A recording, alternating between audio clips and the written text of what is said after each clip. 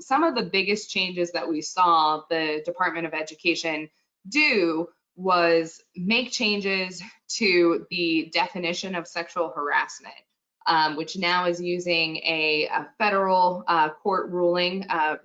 If folks are in human resources and we say the Davis standard, some folks know exactly what that means, but essentially we now have a definition of sexual harassment that is, it has to be severe, pervasive, and objectively offensive.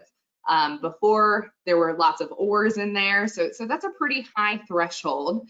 Title IX will still cover a single incident of sexual assault, dating violence, domestic violence, or stalking. So that's one thing I think is really important to make folks aware of, is that one incident of sexual assault is still going to be covered under Title IX, assuming it meets the jurisdictional definitions under Title IX, which are going to be, it has to be on campus, it has to occur within the United States.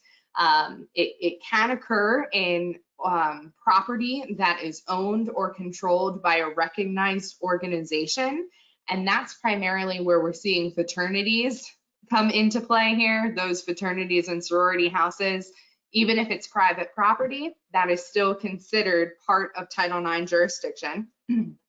So that's a huge change, because formerly, you know, we were dealing with incidents that occurred abroad. We were dealing with incidents that occurred off campus.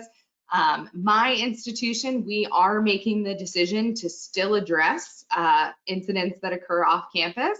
You can do that through a general sexual misconduct policy. That's absolutely allowable.